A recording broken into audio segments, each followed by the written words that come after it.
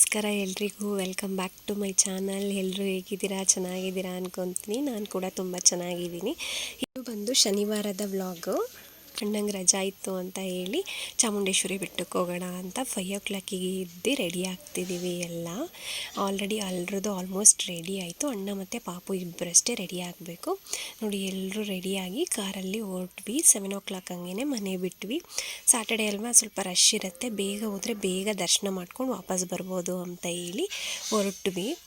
ಮೈಸೂರಿಗೆ ಬಂದು ಅಮ್ಮನವ್ರ ದರ್ಶನ ಮಾಡಿಲ್ಲ ಅಂದರೆ ಆಗುತ್ತಾ ಹೇಳಿ? ಎಲ್ಲರೂ ಆಲ್ಮೋಸ್ಟ್ ಮೈಸೂರಿಗೆ ಬಂದವರು ಯಾವ ಪ್ಲೇಸ್ ನೋಡ್ತಾರೋ ಬಿಡ್ತಾರೋ, ಚಾಮುಂಡಿ ಬೆಟ್ಟಕ್ಕಂತೂ ಹೋಗಿ ಅಮ್ಮನ ದರ್ಶನ ಅಂತೂ ಮಾಡ್ಕೊಂಡು ಬಂದೇ ಬರ್ತಾರೆ ನಾನು ನೋಡಿರೋ ಪ್ರಕಾರ. ನಿಮಗೇನು ಅನಿಸುತ್ತೆ ಕಮೆಂಟ್ ಮಾಡಿ.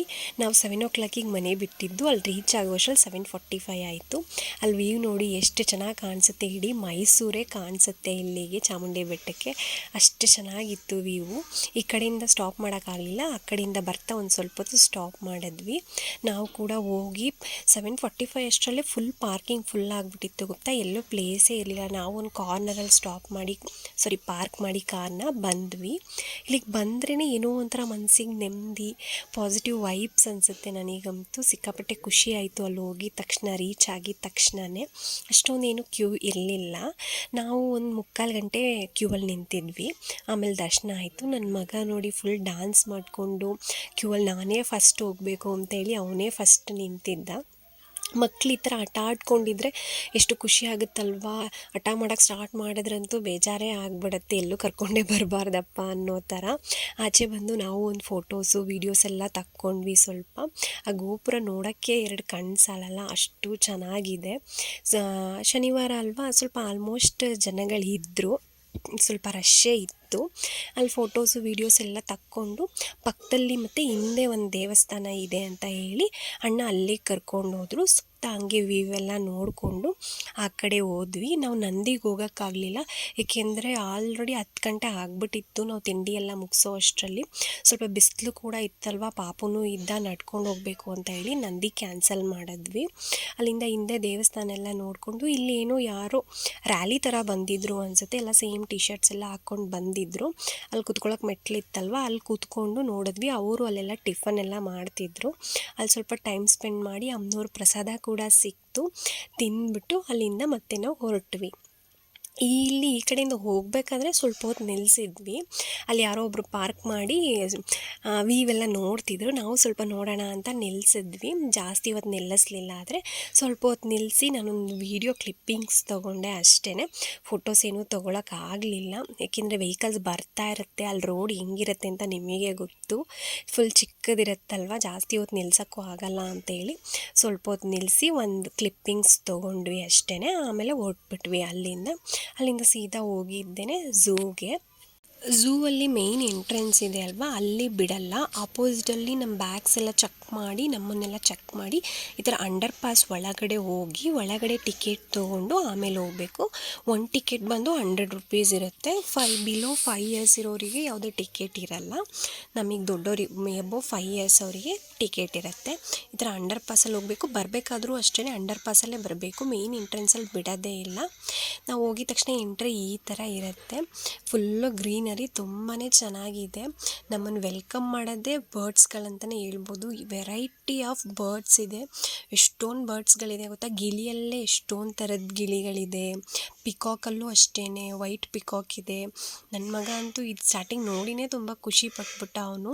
ಫಸ್ಟ್ ಇದನ್ನು 1892ರಲ್ಲಿ ಸ್ಟಾರ್ಟ್ ಮಾಡಿದ್ರಂತೆ. ಇದನ್ನು ಸ್ಟಾರ್ಟಿಂಗು ಅರಮನೆ ಮೃಗಾಲಯ ಅಂತಲೇ ಕರೀತಿದ್ರಂತೆ. ಆಮೇಲೆ 1909ರಲ್ಲಿ ಮತ್ತೆ ಮರುನಾಮಕರಣ ಮಾಡಿರೋದು ಚಾಮರಾಜೇಂದ್ರ ಜುವಾಲಜಿಕಲ್ ಗಾರ್ಡನ್ ಅಂತ ಹೇಳಿ.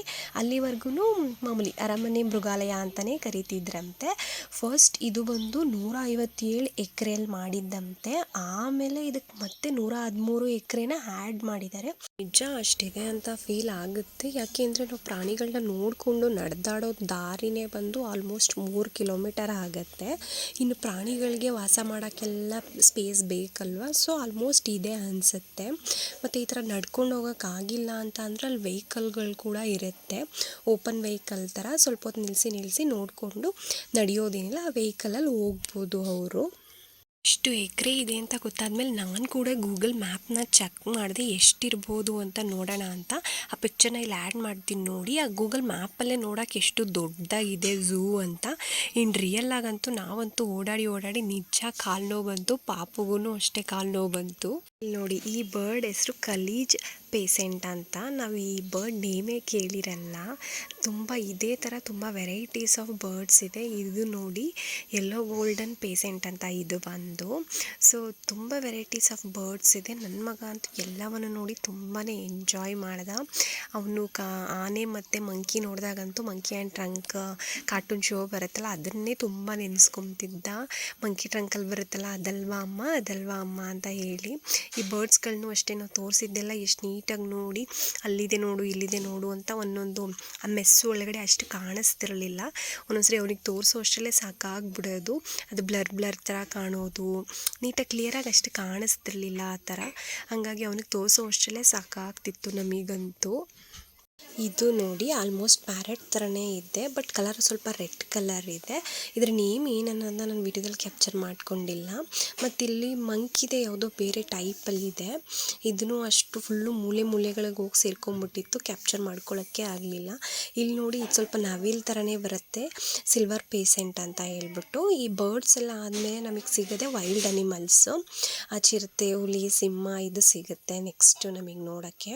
ನಾವು ಹೋಗಿದ್ದು ಸ್ಯಾಟರ್ಡೇ ಅಲ್ವಾ, ಸ್ವಲ್ಪ ಕ್ರೌಡೇ ಇತ್ತು.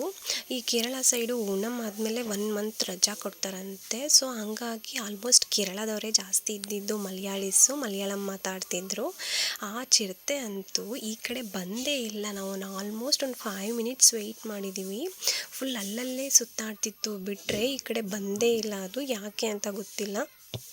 ಎಲ್ಲರೂ ಆ ಕಡೆ ನೋಡೋಕ್ಕೆ ಬಂದವರು ಎಲ್ಲರೂ ವೆಯ್ಟ್ ಮಾಡಿ ಅದು ಈ ಕಡೆ ಬಂದೇ ಇಲ್ಲ. ಆಮೇಲೆ ಮುಂದಕ್ಕೆ ಪಾಸ್ ಆಗ್ತಿದ್ರು. ನಾವು ಸಹ 5 ಮಿನಿಟ್ಸ್ ವೆಯ್ಟ್ ಮಾಡಿದ್ವಿ, ಅದು ಬರಲೇ ಇಲ್ಲ ಹೇಳಬೇಕು ಅಂದರೆ. ಸೊ ಅಲ್ಲಿಂದನೇ ಸ್ವಲ್ಪ ವಿಡಿಯೋ ಕ್ಯಾಪ್ಚರ್ ಮಾಡಿಕೊಂಡು ಮುಂದಕ್ಕೆ ಹೋದ್ವಿ. ಪಕ್ಕದಲ್ಲಿರೋ ಚಿರತೆ ಅಂತೂ ಗ್ಲಾಸ್ ಪಕ್ಕದಲ್ಲೇ ಓಡಾಡ್ತಿತ್ತು. ತುಂಬ ಹತ್ತಿರದಿಂದ ನಾವು ನೋಡಿದ್ವಿ, ನನ್ನ ಮಗನ ಕೂಡ ತೋರಿಸ್ದೆ. ಆಮೇಲೆ ನೆಕ್ಸ್ಟ್ ನಾವು ನೋಡೋಕೆ ಹೋಗಿದ್ದೆ, ಹುಲಿ ಸಿಕ್ಕಿತ್ತು. ಬಟ್ ಹುಲಿ ಅಂತೂ ಫುಲ್ ಮಲ್ಕೊಂಬಿಟ್ಟಿತ್ತು. ಎಂಟಲ್ಲಿ ಹೋಗ್ಬಿಟ್ಟು ಫುಲ್ಲು ಊಟ ತಿಂದಿತ್ತು ಅನಿಸುತ್ತೆ, ಫುಲ್ಲು ಮಲ್ಕೊಂಬಿಟ್ಟಿತ್ತು. ಅದನ್ನಷ್ಟೇ ನೋಡಿದ್ವಿ. ಈ ಕಡೆ ಬಂದರೆ ಇನ್ನೊಂದು ಹುಲಿ ಫುಲ್ ಕೆಳಗಡೆ ಓಡಾಡ್ತಿತ್ತು ಸ್ವಲ್ಪ ಹೊತ್ತು. ಅದನ್ನು ಸ್ವಲ್ಪ ಹೊತ್ತು ನೋಡಿ ಹಾಗೆ ಮುಂದೆ ಹೋದ್ವಿ. ನಾವು ಹೋಗಿದ್ದು ಅಮ್ಮ, ನಾನು, ಅಣ್ಣ ಮತ್ತು ಅದಕ್ಕೆ 4 ಜನ ಹೋಗಿದ್ವಿ. ನೋಡ್ಬೋದು ನೀವು ಕ್ರೌಡ್ ಎಷ್ಟಿದೆ ಅಂತ. ಎಲ್ಲೋದ್ರೂ ಜನಗಳೇ ಇದ್ದರು.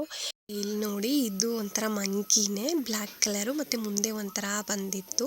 ಮತ್ತು ಗೋರಿಲ್ಲ ನೋಡಿ ಆ ಕಡೆ ಹೋಗಿ ಕೂತ್ಕೊಂಡ್ಬಿಟ್ಟಿದೆ ಫುಲ್ಲು. ಆ ಕಡೆ ಎದ್ದು ಮುಂದೆ ಬರಲೇ ಇಲ್ಲ. ಅದನ್ನು ಕೂಡ ಎಷ್ಟೊಂದು ಪ್ರಾಣಿಗಳು ಇದೇ ಥರ ಫುಲ್ಲು ಮೂಲೆ ಸೇರ್ಕೊಂಡ್ಬಿಟ್ಟಿದ್ವು. ನಾವಂತೂ ವಿಡಿಯೋ ಅಂತೂ ಕ್ಯಾಪ್ಚರೇ ಮಾಡೋಕ್ಕಾಗಲಿಲ್ಲ.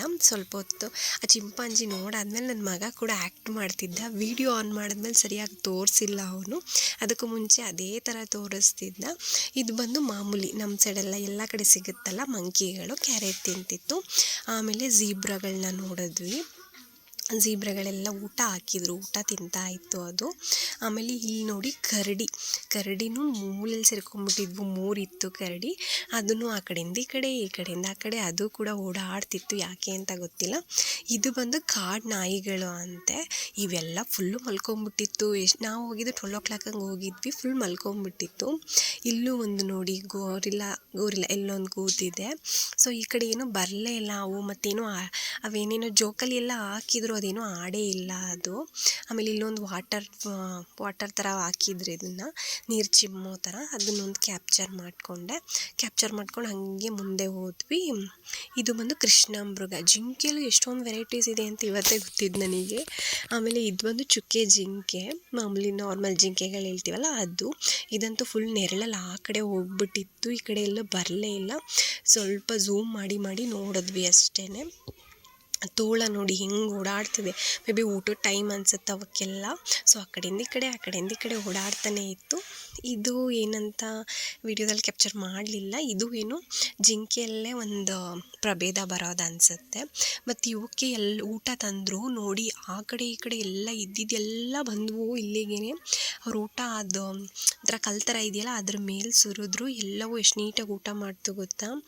ಎಲ್ಲಿದ್ರೂ ಅದು ಗೊತ್ತಾಗ್ಬಿಡುತ್ತೆ ಅನ್ಸುತ್ತೆ, ಇವ್ರು ಬಂದ ತಕ್ಷಣ ಊಟ ಹಾಕ್ತಾರೆ ಮಾಡ್ತಾರೆ ಅಂತ. ಸೊ ಎಲ್ಲಿದ್ರು ಎಲ್ಲವೂ ಬಂದವು, ಇದ್ರೂ ಹೆಸರು ಏನಷ್ಟು ನೆನಪಿಲ್ಲ ನನಗೆ. ಮತ್ತು ಆನೆಗಳು, ನನ್ನ ಮಗ ಅಂತೂ ಗೊತ್ತಲ್ಲ, ಆನೆ ನೋಡಿದ್ರಂತೂ ಸಿಕ್ಕಾಪಟ್ಟೆ ಫುಲ್ ಖುಷಿಯಾಗೋದ.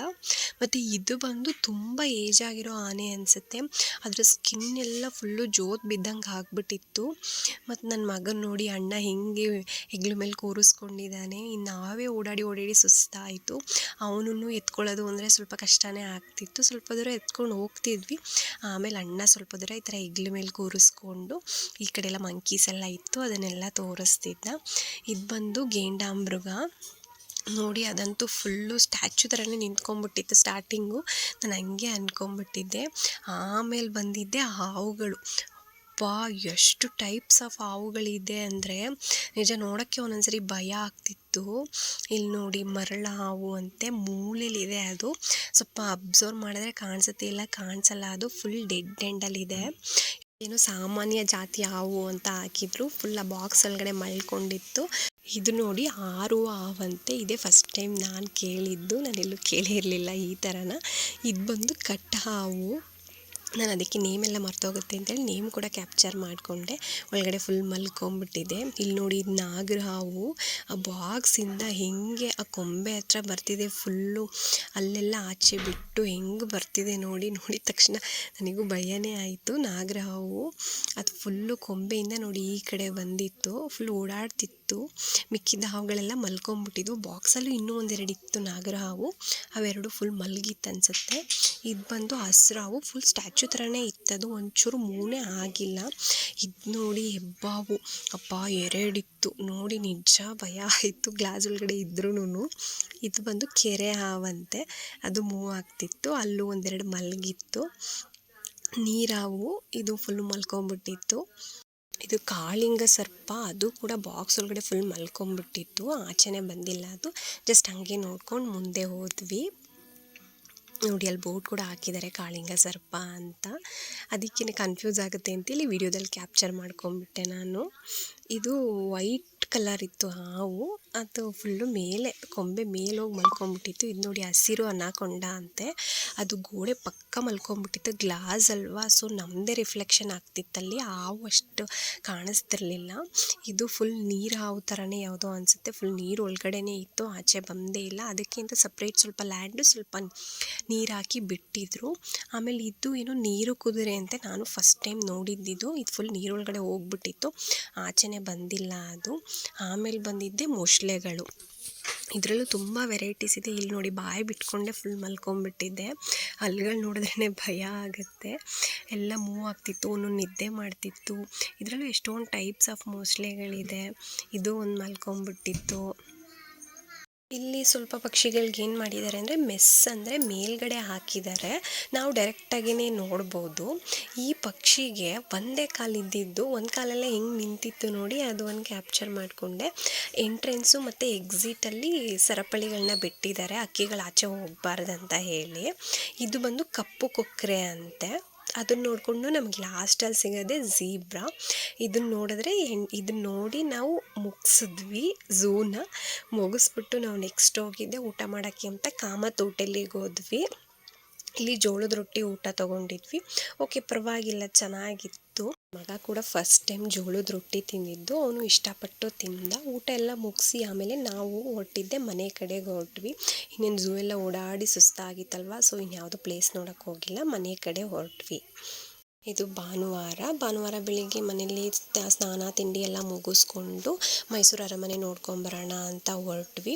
ಸಂಡೇ ಅಲ್ವಾ, ಗೊತ್ತಿರುತ್ತೆ, ಆಲ್ಮೋಸ್ಟ್ ಎಲ್ಲೋದ್ರೂ ಕ್ರೌಡ್ ಇದ್ದೇ ಇರುತ್ತೆ. ಇಲ್ಲೂ ಕೂಡ ಸಿಕ್ಕಾಪಟ್ಟೆ ಕ್ರೌಡ್ ಇತ್ತು, ಅರಮನೆಯಲ್ಲೂ ಸಿಕ್ಕಾಪಟ್ಟೆ ಜನ. ಮತ್ತು ಹಂಗೂ ಹೋದ್ವಿ. ಹಂಗೂ ಸ್ಟಾರ್ಟಿಂಗು ವಿಡಿಯೋ ಎಲ್ಲ ಮಾಡಬೇಡಿ ಅಂತ ಹೇಳ್ತಿದ್ರು, ಹಂಗೂ ವಿಡಿಯೋ ಎಲ್ಲ ಮಾಡಿಕೊಂಡೆ. ಸ್ಟಾರ್ಟಿಂಗು ಅದೇ ಅವ್ರು ಯೂಸ್ ಮಾಡ್ತಿದ್ದಂಥ ಯುಟಿಲಿಟೀಸು, ಶಿಲೆಗಳು ಏನೇನೋ ಇಟ್ಟಿದ್ರು.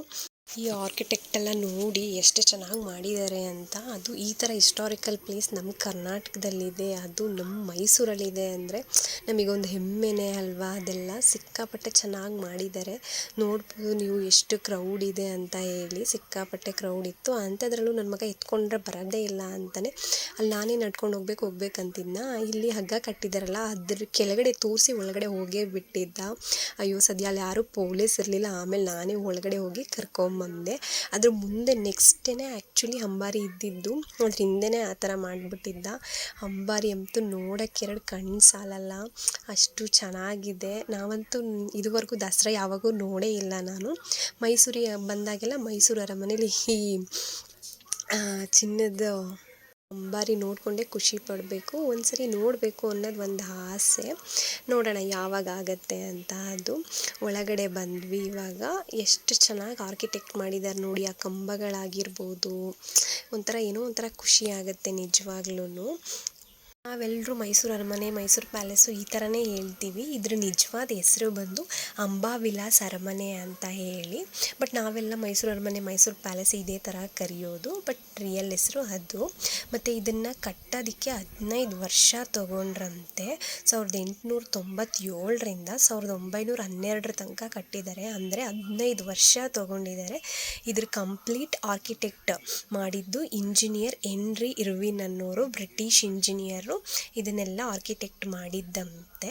ಸಿವಿಲ್ ಇಂಜಿನಿಯರ್ ಬಂದು BP ರಾಘವುಲು ನಾಯ್ಡು ಅನ್ನೋರು ಎಲ್ಲ ಇದು ಸಿವಿಲ್ ಇಂಜಿನಿಯರ್ದು ನೋಡ್ಕೊಂಡಿರೋದು. ಆಮೇಲೆ ಒಳಗಡೆ ಬಂದರೆ ರಾಜ ರಾಣಿ ಯಾರ್ಯಾರು ಹಿಂದೆ ಇದ್ದರು ಅವ್ರದ್ದೆಲ್ಲ ಫೋಟೋಸ್ ಹಾಕಿದ್ರು. ಅದನ್ನ ನನಗೆ ಒಂದು ಕ್ಯಾಪ್ಚರ್ ತೊಗೊಂಡೆ ಅಷ್ಟೇ. 15 ವರ್ಷ ಕಟ್ಟಿದ್ದಾರೆ ಅಂದರೆ ಲೆಕ್ಕ ಹಾಕ್ಕೊಳ್ಳಿ ಎಷ್ಟು ಅದೆಲ್ಲ ಡೀಟೇಲಿಂಗ್ ಎಷ್ಟು ಮಾಡಿರ್ತಾರೆ ಅನ್ನೋದು. ಒಂದೊಂದು ಡಿಸೈನಲ್ಲೂ ಸಿಕ್ಕಾಪಟ್ಟೆ ಡೀಟೇಲಿಂಗ್ ಮಾಡಿದ್ದಾರೆ, ಸಕ್ಕತ್ತಾಗಿದೆ. ಮತ್ತು ಅಲ್ಲಿ ಬ್ರಿಟಿಷ್ ರಾಣಿದು ಮತ್ತು ಒಬ್ಬರು ಬ್ರಿಟಿಷ್ ರಾಜಂದು ಕೂಡ ಫೋಟೋ ಇಟ್ಟಿದ್ರು.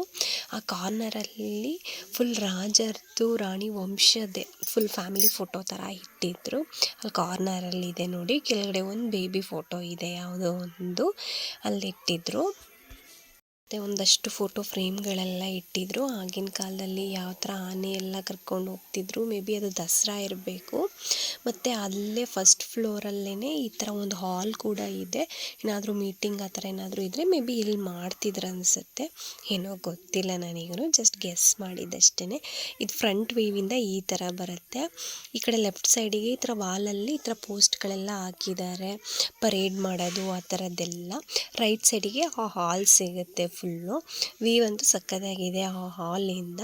ನೋಡಿ ಆರ್ಕಿಟೆಕ್ಟ್ ನೋಡಿ ಎಷ್ಟು ಚೆನ್ನಾಗಿ ಕಾಣಿಸುತ್ತೆ, ಒಂದೇ ಸಮವಾಗಿ ಎಲ್ಲನೂ ಎಷ್ಟು ಚೆನ್ನಾಗಿ ಕಾಣಿಸುತ್ತೆ ನೋಡಿ. ಯಾರು ಇಲ್ದಿರಬೇಕಾದ್ರೆ ಫೋಟೋ ಏನಾದರೂ ಕ್ಯಾಪ್ಚರ್ ಮಾಡಿಕೊಂಡ್ರೆ ಸಕ್ಕತ್ತಾಗಿ ಕಾಣುತ್ತೆ. ಇದು ಒಂದು ರೂಮ್ ಥರ ಸಿಗುತ್ತೆ. ಮೇಲೆಲ್ಲ ಸೀಲಿಂಗಿಗೆ ನೋಡಿ ಫುಲ್ ವುಡ್ಡಲ್ಲೇ ವರ್ಕ್ ಮಾಡಿದ್ದಾರೆ, ತುಂಬಾ ಚೆನ್ನಾಗಿದೆ. ಲೈಟಿಂಗ್ಸ್ ಎಲ್ಲ ಹಾಕಿದ್ದಾರೆ. ಮತ್ತು ಅಲ್ಲೇ ಫುಲ್ಲು ಗ್ಲಾಸ್ದು ಕನ್ನಡಿ, ಮೇಲೆಲ್ಲ ವರ್ಕ್ ಎಲ್ಲ ಗ್ಲಾಸಲ್ಲೇ ಮಾಡಿರೋದು.